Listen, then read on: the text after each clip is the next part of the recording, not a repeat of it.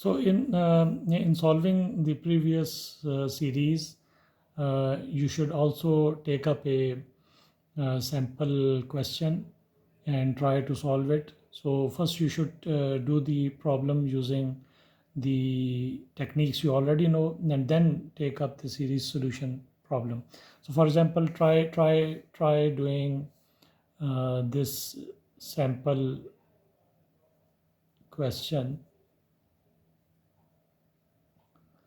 and seeing that you understand both the conventional method that we have learned and then use the series solution to prove it. So for example, try solving this y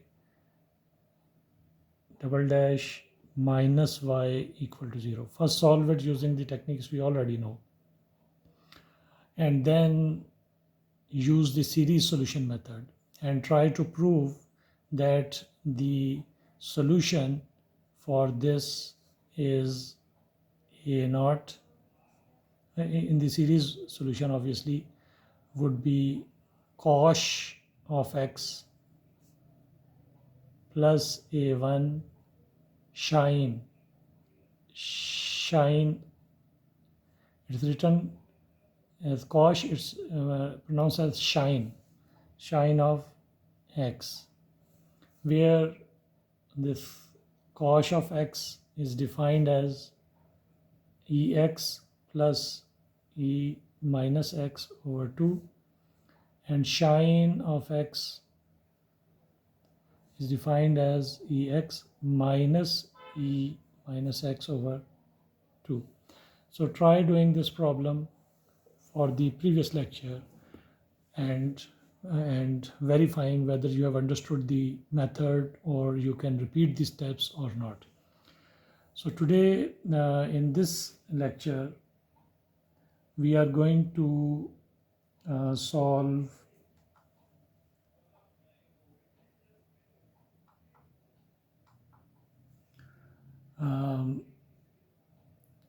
an equation that is known as Airy's equation. Airy's equation. An Airy's equation is not a constant coefficient second order differential equation. Rather than constant coefficients, it contains a variable coefficient. So if we had this equation, it would be constant coefficient. We have minus 1 here and a 1 here. But if we put x here, now this coefficient itself is variable because y is a function of x. X is changing. So this is not, this is a second order differential equation with non-constant coefficients. So this is known as Airy's equation. And let us try to solve this using the series method. So how would we do this exactly? You should actually pause this at this point and try repeating the previous procedure on this in an attempt to understand that you have understood the previous lecture well. So do up till the point you basically fail to move forward, and that would be a good way of learning how to do things. Whenever you come up with something new, try, and by learning through videos, especially YouTube videos, give you a lot of power of first verifying that you know something or not. So you can pause the video here, write this down, try the same method that we have developed in the previous lecture 14.1, and then try to reach up the ultimate solution that we are interested in the series form. We will get a 2 series solution, and if you can do that, that's brilliant. But if you cannot get past some point, then wait for me and I will take you forward from that point. So I hope you will pause now and solve it on your own. You know, in the exams you have to do it yourself. I would not be there, no help would be there. The exams would be like an open formula sheet exam. So basically I don't expect much for you to remember and cram. Instead, I would like you to be able to follow some steps, known steps, without cramming any complicated thing. So what's the method here? We assume the solution to be a series form. The series is the same, is a power series n0 to infinity an xn. So if we put it in this equation, what we get is a series that starts from 2 and goes up to infinity, n into n minus 1, a n x n minus 2 minus, and we put y in this term, but we have an x here as well, so we can multiply x with all the terms, and we are going to get a n x raised to power n plus 1 is equal to 0. Once again, we need to come up with a method or with a way that we get the same terms in here so that we can bring them into a single summation sign. And how can we get this to be x power n plus 1? So in order to make this n plus 1, we need to replace n by n plus 3. And if we do so, we are going to get a summation that would move from minus 1 to infinity. So when we want to make this xn minus 2 to become this term xn plus 1, how to make n minus 2 n plus 1? We have to replace n by n plus 3. So we need to replace all the n's with n plus 3. Therefore, if n plus 3 is equal to 2, then n is equal to minus 1. And we get n plus 3 multiplied by n plus 2, a n plus 3 x n plus 1 minus summation n is equal to 0 to infinity a n x n plus 1 is equal to 0. Now we can write these in one summation and take x n plus 1 common in the terms, but there is a problem. This summation starts from n is equal to 0, whereas this summation starts from minus 1.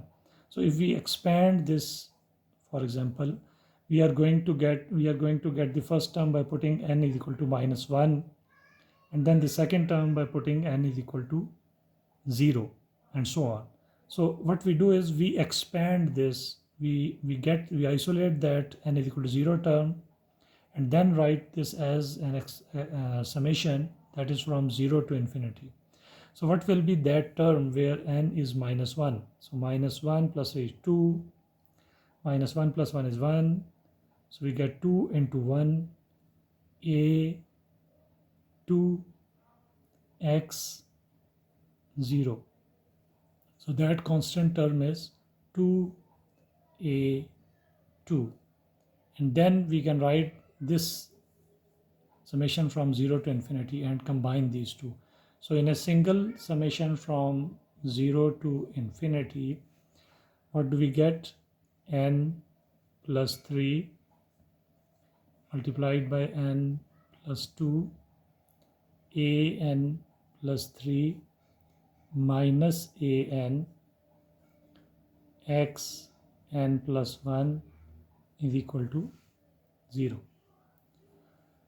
So when this whole thing is 0 and we are not interested in the trivial solution that x is 0, we also know that this a2 must be 0. So this tells that a2 would be 0 for this whole thing to be 0, and all these coefficients must be 0.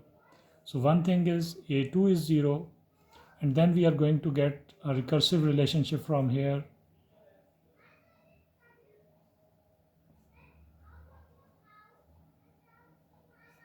this recursive relationship tells us that an plus 3 would be equal to, this goes to the other side, an, because this whole thing would be 0 for the whole series to be 0.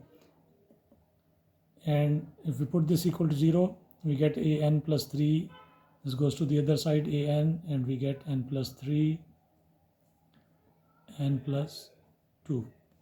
So using this recursive relation, while we have a2, 0, we can very easily see that all the relationships that have a2, for example, starts with a2 here, for n is equal to 2, we are going to get a5, and with a5 here, a8, and so on, with a11 and so on, all these would be 0. How if we start with those free parameters? So the free parameters based on the initial conditions, as we already discussed, are a0, a0, and a1. So from a0 we can find a3. So a3 would be equal to a0 over 3 into 2, and a4, with a3 now we can find a6 equal to a3 over 6 into 5, which in terms of a0 would be 6 into 5, skip 4, 3 into 2. And similarly, a9 would be n6, a6 over 6 plus 3, 9 into 8. That in terms of a0 would be 9 into 8 into 6 into 5 into 3 into 2. So we skip 7 from here, 4 from here, and so on. So we can write the other parameters as well. And knowing the other free parameter a1, we would have a1, we know a1, so a1 will give us a4. A4 would be a1 divided by 4 into 3. And similarly, knowing a4 would give us a7. A7 would be a4 over 7 into 6. That in terms of a1 would be 7 into 6 into 4 into 3. So we skip 5 here and skip 2 here. Similarly, we can get a10 is equal to a7 over 10 into 9, and that gives us a1 over 10 into 9, skip 8, 7 into 6, skip 5, 4 into 3, skip 2, and so on. So we know all the coefficients in this power series. So a0, a1 are the free parameters given by the initial conditions.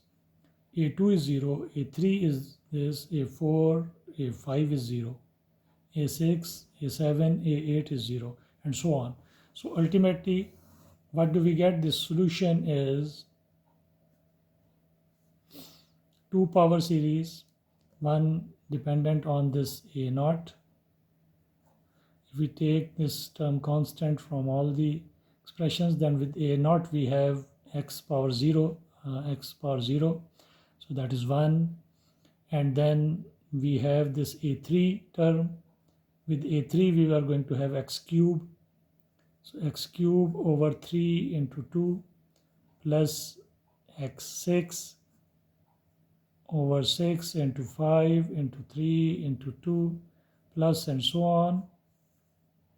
And with the other free parameter a1, we are going to have first a1, and the term with that would be x, and then a4, x4 over 4 into 3 plus x7 over 7 into 6 into 4 into 3 and so on.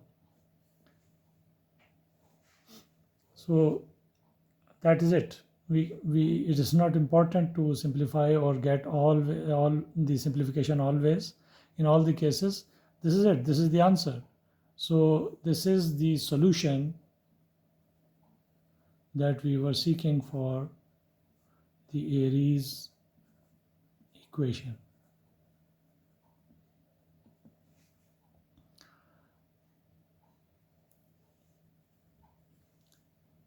This asks for a little more explanation that what would be the nature of this series and this series. I will cover this in another video.